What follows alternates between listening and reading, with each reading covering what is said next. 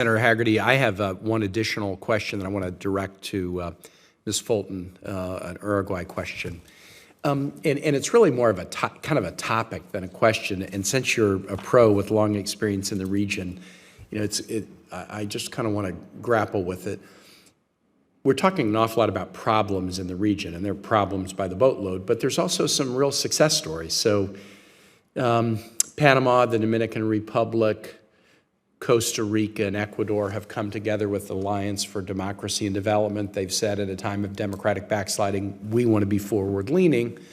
But in my conversations with them, they have not yet been, I think, impressed with the degree to which the United States want to work with them to succeed. I will say this, there was an agreement signed in the last couple of days focusing on nearshoring in the ADD. That could be great. So Ecuador, we met with the president of Ecuador, President Lasso, pro-U.S. president, about a year ago, and he said, look, the one thing that can really help us succeed is if the U.S. would contemplate a trade agreement with Ecuador, possibly including Ecuador in the existing trade agreement with Colombia. We had a hearing yesterday about economic statecraft with State Department witnesses. I asked, are we doing anything to follow up on that? And I got a diplomatic answer, but I think the answer really was no, because I'm not sure that the administration really likes trade agreements. And then we've got this situation where Guyana, which has come through this very difficult time, and I know Guyana's not on the panel today, but they really wanted this IDB loan to develop their energy resources, and it was the U.S. that vetoed the loan, which hurts their own economic development and probably also hurts an ability for Guyana to be an important and more stable energy partner in a world marked by too many unstable authoritarian energy partners. So Uruguay. Uruguay is a model in so many ways. Uruguay is now doing free trade agreements with Turkey and China, and the president has indicated, president of Uruguay, that they would very much like to do a trade agreement with the U.S. and also with the U.K., but the quote from the president is, the U.S. government, quote, is not looking south. It seems to me, in a part of the world where we've got a lot of challenges, the best thing we could do is take the nations that are favorably inclined to us, that want deeper relationships with us, where the trend lines for democracy are green rather than red. They're going the right direction. And why not really invest in these nations, because they can become examples for others. And if with their entreaties we're not investing in these nations, that also sends a message that can be a very debilitating one.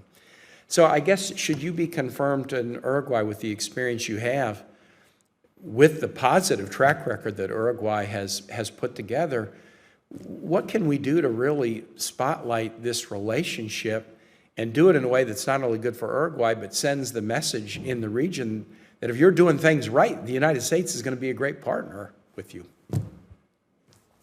Thank you, Senator. I think you've touched on a question that I've certainly grappled with, and if confirmed, would look forward to working with you and your staff and other members of this committee to try to find better answers to exactly that question. I think that if confirmed, being an ambassador not only means representing U.S. policies to the partner to whom I'm accredited, but it also means representing back the importance and the opportunity. Senator Rubio touched on the importance of thinking strategically about the investments and decisions that we make. We have tremendous challenges in this hemisphere, and I know from my current position we prioritize those with our funding and our resources based on some of the problems that are closer to home and more immediately on fire in front of us. I, if confirmed, would look forward to being a loud proponent to arguing for strategic investments and seeking additional opportunities, seeking ways to rethink some of the impediments that we have in place, and seeking new tools to strengthen a relationship that is with a partner whom, as you have noted, genuinely wants to work with us. And I think the importance of this opportunity should not be understated, and it should not be lost. I appreciate that testimony. I think you're right on sort of a human psychology. We tend to focus on the problems, and that's natural. But our ability to solve problems in countries with deep problems, we have to be very humble about it. I mean, these are ultimately problems that need to be solved within, and we can be assets, we can be helpful. But in a region where there are plenty of problems, there's also plenty of good that's going on. And I just feel like we're, in some instances, kind of ignoring the good or underinvesting our time where there's good, or in some instances, even taking steps that are counterproductive to allies that are trying to do it the right way. I just hope we'll focus more on some bright spots and try to make them even brighter. That would be my hope, and I think you're very, very well equipped to carry that mission. Senator Rubio, do you have any additional questions? Senator Hagerty, additional questions? Listen, I really appreciate this opportunity. It's been a great discussion. Committee members are very, very interested in these countries. We will do all we can to be prompt in moving forward from this point.